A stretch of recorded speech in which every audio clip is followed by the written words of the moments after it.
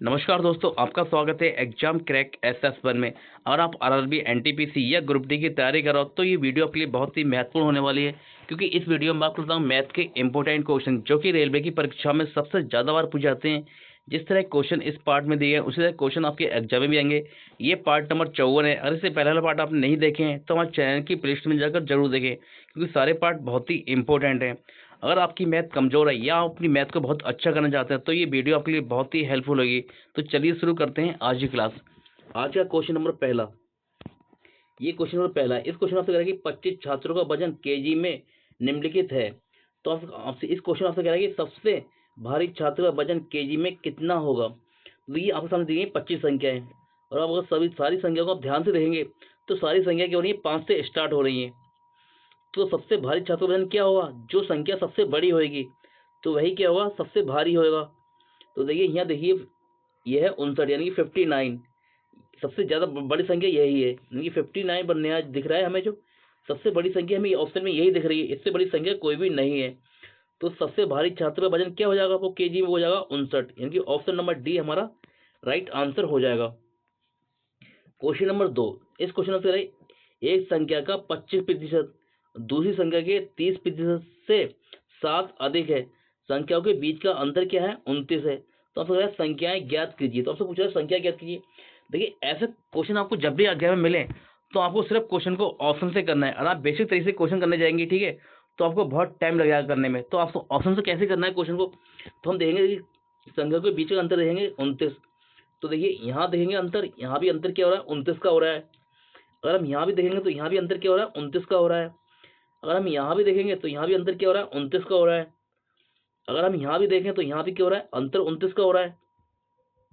जब चारों ऑप्शन में देखा कि अंतर 29 का मिल रहा है हमें, तो आगे क्या करेंगे हम, अब हम संख्या को चेक करेंगे कि आपसे करेंगे पहले एक संख्या का 25% और दूसरी का 30% से 7 अधिक है।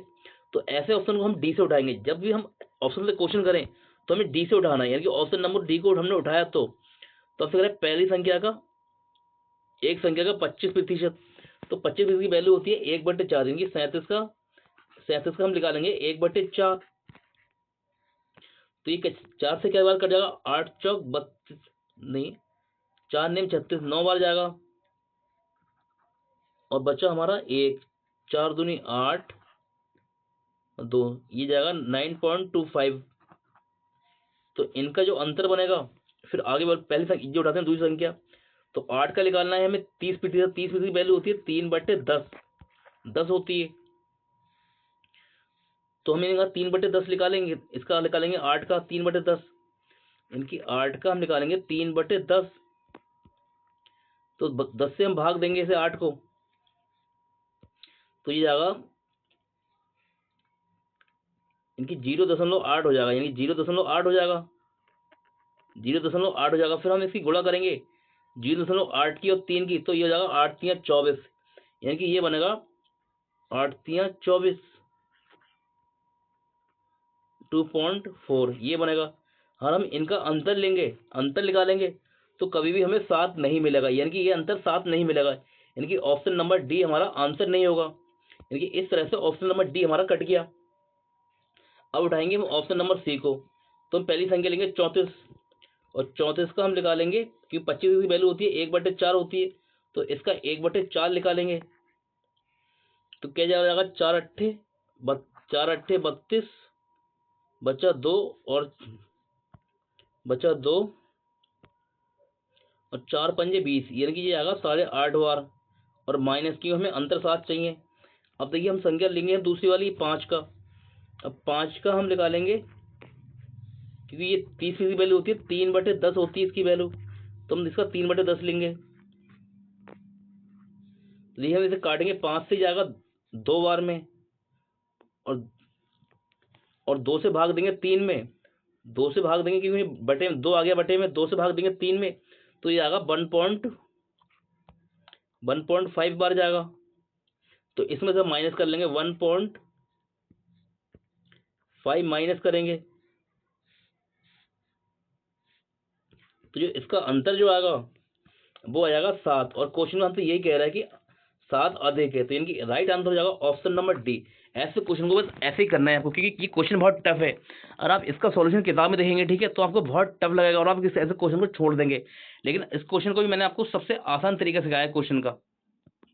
आपको एग्जाम में ऐसे क्वेश्चन करना है तब आप, और हमेशा याद रखना जब ऑप्शन से करें तो आपको ऑप्शन नंबर डी से उठाना है, या तो आपका डी में आंसर निकलेगा या फिर आपका सी में आंसर निकलेगा, ये आप याद रखना।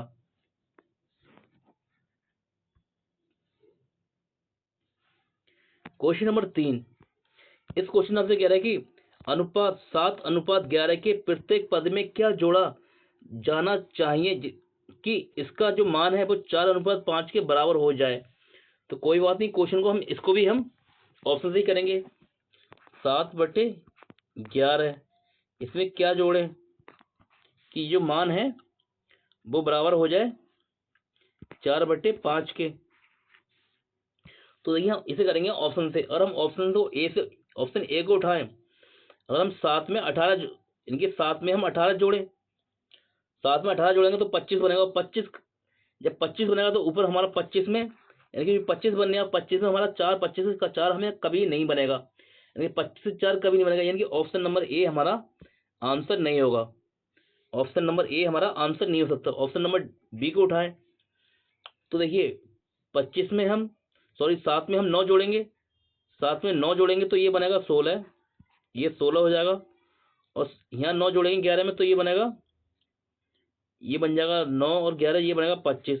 तो देखिए हमारा जो अनुपात है वो 4:5 बन सकता है ऑप्शन नंबर बी को उठाने पे। और यहाँ जोड़ेंगे, देखिए अगर हम ऑप्शन नंबर डी को सी को उठाएं और हम 7 में 11 जोड़ें, यानी कि 7 में 11 जोड़ेंगे तो बनेगा, 7 में 11 जोड़ेंगे तो 18 बनेगा। 18 कभी भी, 18 में कभी 4 नहीं बनेगा, यानी कि सी भी आंसर नहीं होगा। और हम डी को उठाएं तो देखिए अगर 16 में हम 7 जोड़ेंगे तो ये बनेगा हमारा, 16 में हम 7 जोड़ें तो ये बनेगा 23। तो 23 हमारा, 23 में भी हमारा 4 कभी नहीं बनेगा, यानी कि ऑप्शन नंबर डी भी हमारा आंसर नहीं होगा। हमारा राइट आंसर होगा ऑप्शन नंबर बी। मतलब आपको एग्जाम में ऐसे ही क्वेश्चन करना है, और आप बेसिक तरीके से जाएंगे, क्वेश्चन तो करेंगे बेसिक तरीके से सही, ठीक है, लेकिन आपको टाइम लगेगा। लेकिन मैं आपको क्वेश्चन समझा रहा हूँ, ठीक है, इसलिए आपको टाइम लग रहा है। नहीं तो आप जब एग्जाम में खुद से क्वेश्चन बनाएंगे आप सीख के, तो आप सेकंडों में ही क्वेश्चन बना लेंगे।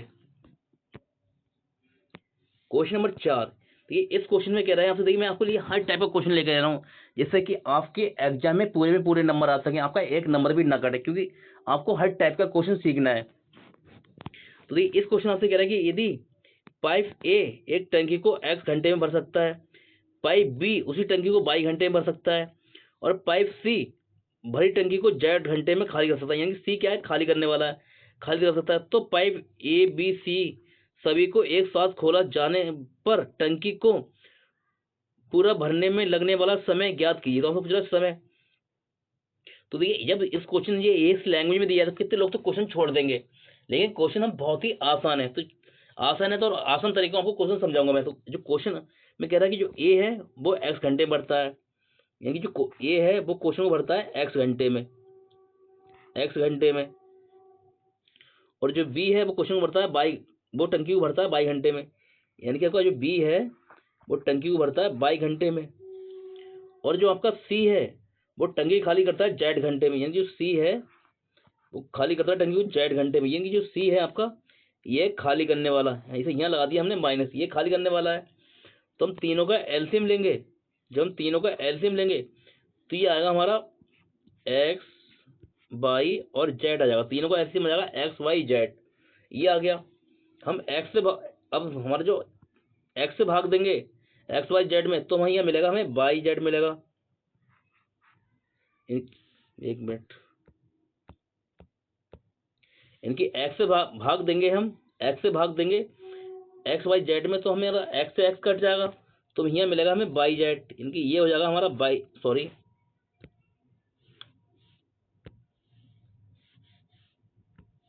ये होगा हमारा वाई जेड। हम बाई, अब बाई से भाग देंगे, बाई से भाग देंगे एक्स वाई जेड में, तो बाई से वाई कट जाएगा, तो यहाँ मिलेगा एक्स जेड, इनकी ये होगा आपका एक्स और जेड। देखिए अब हम देंगे, हम सी, हम जेड से भाग देंगे एक्स वाई जेड में, जेड से जेड कट जाएगा, तो यहाँ बचेगा हमारा एक्स वाई, इनकी एक्स और बाई, एक्स और बाई।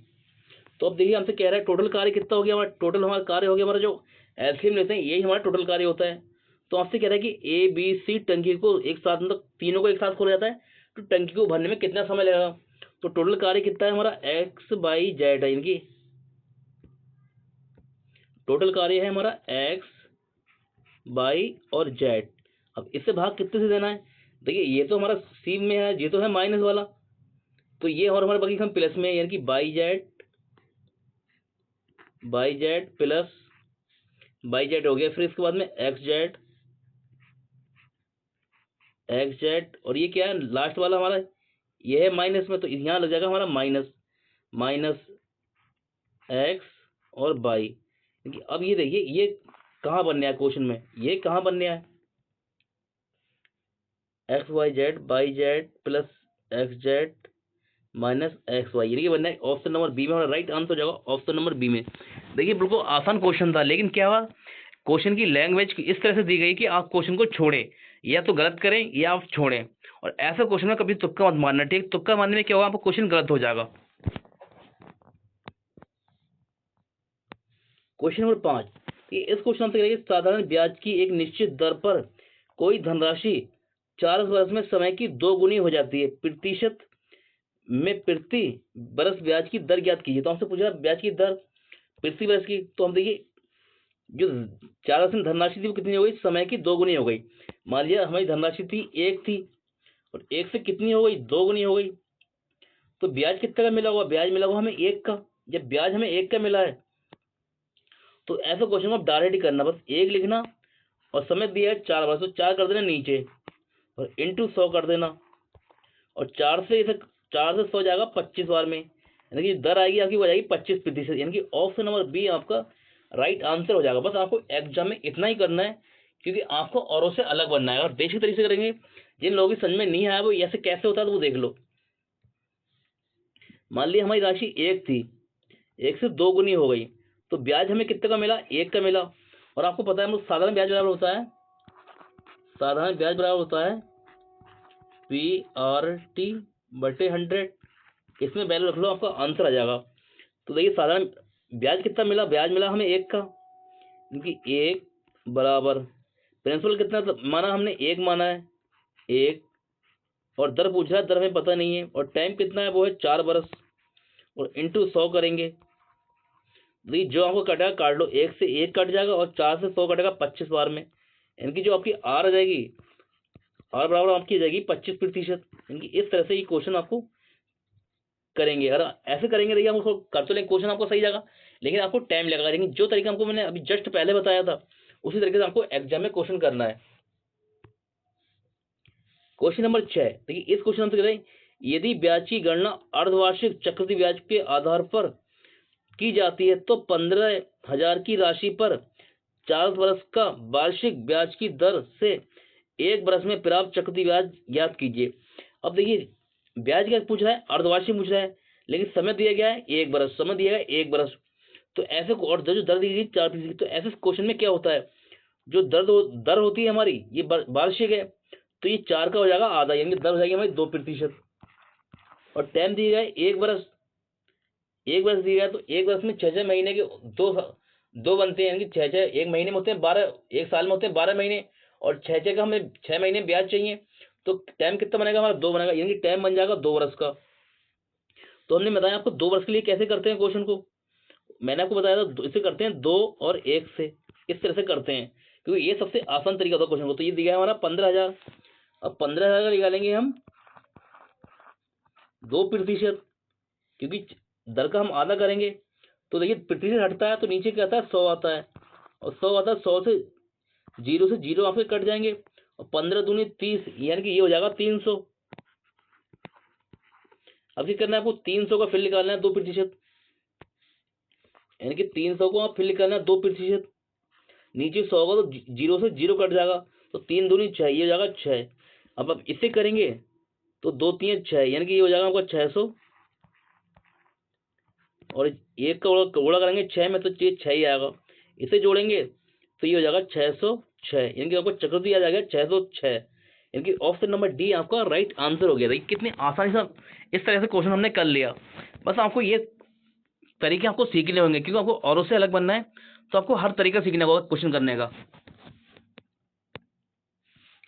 क्वेश्चन नंबर 7, देखिए इस क्वेश्चन से कह रहे हैं नित्य और सत्य की वर्तमान आयु का जो योग है वो क्या है, 40 वर्ष है।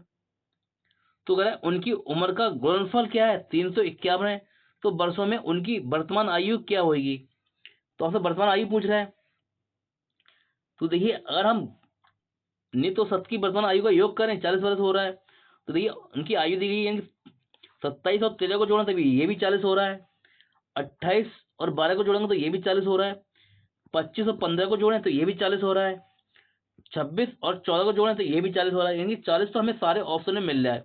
ये तो सारे ऑप्शन, लेकिन हमसे कह रहा है गुणा करने पर, तो 351 होना चाहिए। और तो देखिए हम गुणा करेंगे तो हमें टाइम लग जाएगा, गुणा करेंगे तो हमें टाइम लगेगा। तो हमें करने के खाली हमें इकाई की गुणा करना है, इकाई अंक की गुणा करना है।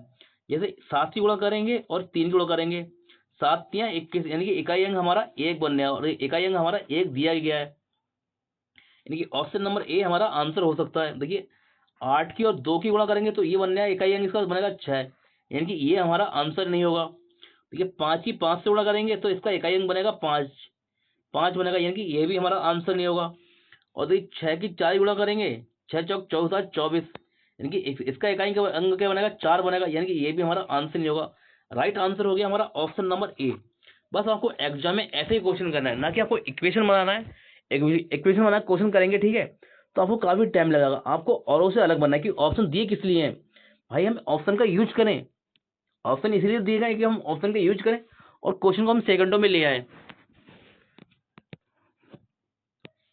क्वेश्चन नंबर 8, देखिए इस क्वेश्चन आपसे कह रहा है कि 11 संख्याओं का माध्य क्या है, 44 है।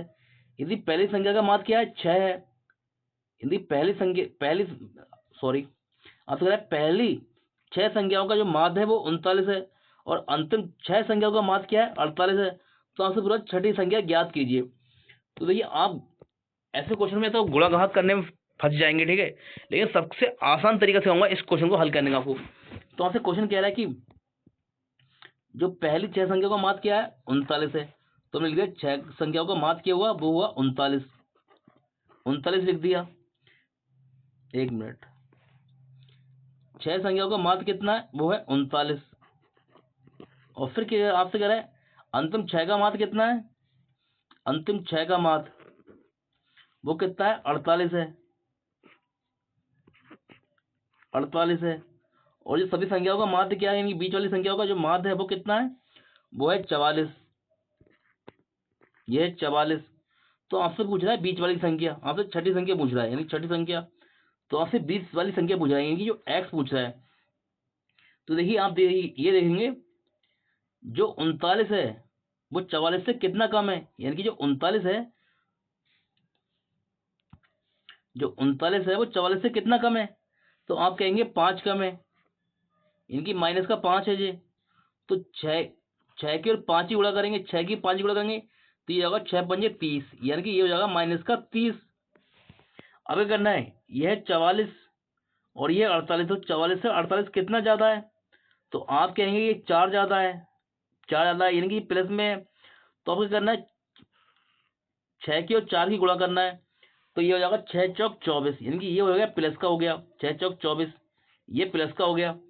अब क्या करेंगे, अब माइनस 30 का और 24 का लेंगे अंतर, अंतर लेंगे तो हमारा क्या बचेगा, हमारा बचेगा माइनस का 6 बचेगा।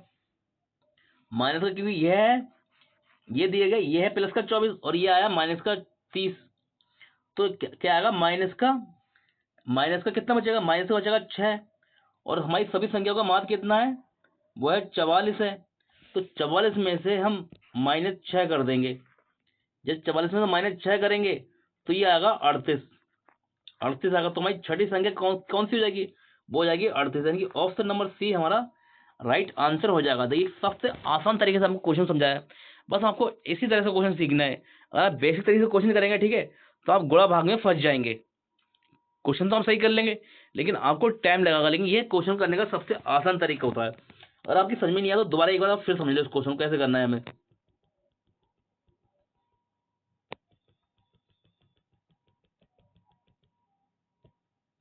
देखिए आपसे कह रहा है कि पहली 6 संख्या का माध्य कितना है, वो है 39। तुमने 6 लिखा और 6 की पहली संख्या का जो माध्य है वो कितना है, 39 है, 39। और अंतिम 6 का माध्य कितना है, वो कितना है, वो है 48। अंतिम 6 संख्या का माध्य कितना है, 48 है, तो हमने 48 लिख दिया। और जो सभी संख्या का माध्य कितना है, वो है 44, यानी 11 संख्या का माध्य कितना है, 44, यानी कि बीच में है, ये कितना माध्य है, ये है 44। और हमसे पूछ रहा है बीच वाली संख्या, हमने बीच वाली संख्या मान ली x, ये हमसे पूछ रहा है। तो देखिए आपको करना क्या है, जो 44 है आपको ये देखना है ये 39 है 44 से कितना कम है, जो 39 है वो 40 से कितना कम है, तो हम कहेंगे ये 5 कम है, यानी कि माइनस का 5 कम है। तो अब क्या करना है, -5 का और 6 का गुणा करना है, तो ये होगा माइनस का 6 पंजे 30, यानी कि माइनस का 30 आ जाएगा।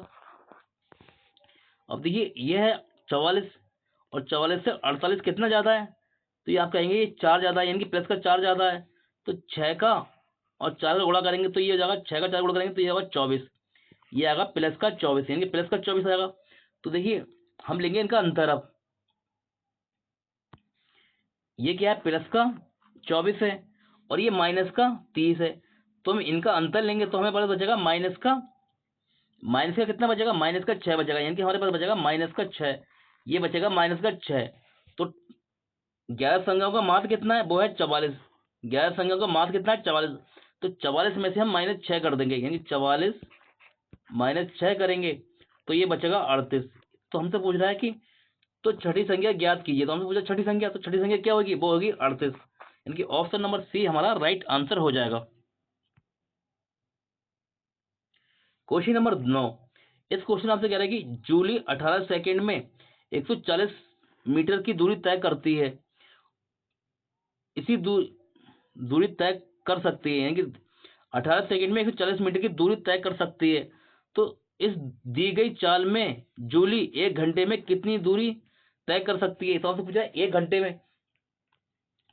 देखिए हम अगर दूरी बराबर हमसे पूछ रहा है, समय दिया गया है और दूरी दी गई, तो हम चाल निकालेंगे। तो चाल बराबर आपका होता है दूरी बटे समय।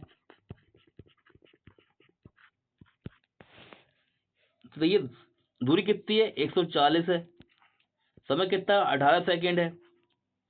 लेकिन हमसे कोई पूछा जाएगा, हमसे पूछा जाएगा जो दूरी पूछी जाएगी हमसे पूछी जाएगी वो घंटे में, यदि घंटे में पूछी जाएगी दूरी, तो हम क्या करेंगे, इसको भी हम घंटे में बदल लेंगे, चाल को भी हम मतलब किलोमीटर में बदल लेंगे। तो हम भाग देंगे इसे 18/5 से, 18/5 से भाग देंगे तो ये 18 से 18 कट जाएगा और 5 से क्या बार जाएगा, 5 दूनी 10 और 5 अट्ठे 40, ही जाएगा 28 बार में, यानी कि चाल आ गई हमारी 28 किलोमीटर। तो हमसे कह रहा है 1 घंटे में, तो हमको 28 को 1 से गुणा कर देंगे, तो राइट आंसर हो जाएगा 28 से कम 28, यानी जो दूरी हो जाएगी वो जाएगी 28 किलोमीटर। ऑप्शन नंबर सी हमारा राइट आंसर हो जाएगा। क्वेश्चन नंबर 10, इस क्वेश्चन हमसे कह रहा है कि विपरीत दिशाओं से आ रही 152.5 मीटर और 157.5 मीटर लंबी दो गाड़ियां क्रमशः 9.3 सेकंड में एक दूसरे को पार कर जाती हैं, तो दोनों गाड़ियों की संयोजित गति प्रति घंटे कितनी होगी। तो आपसे पूछ रहा है गति प्रति घंटे कितनी होगी। तो देखिए जब वो विपरीत दिशा में आएगी, इस दिशा से आए, तो क्या होता है, उनकी जो दूरी होती है वो प्लस हो जाती है और चालें भी क्या होती है, प्लस हो जाती हैं। तो देखिए चाल बराबर होता है दूरी बटे समय। दूरी कितनी दी गई है, 152.5 और 157.5, तो इन्हें जोड़ेंगे हम तो जाएगा 15 15 30 और 7 7 3 10, 15 15 30, ये हो जाएगा 310 मीटर, इनकी हो जाएगा 310 मीटर, 310 मीटर। और समय दिया गया है हमारा 9.3 सेकेंड, 9.3 सेकेंड।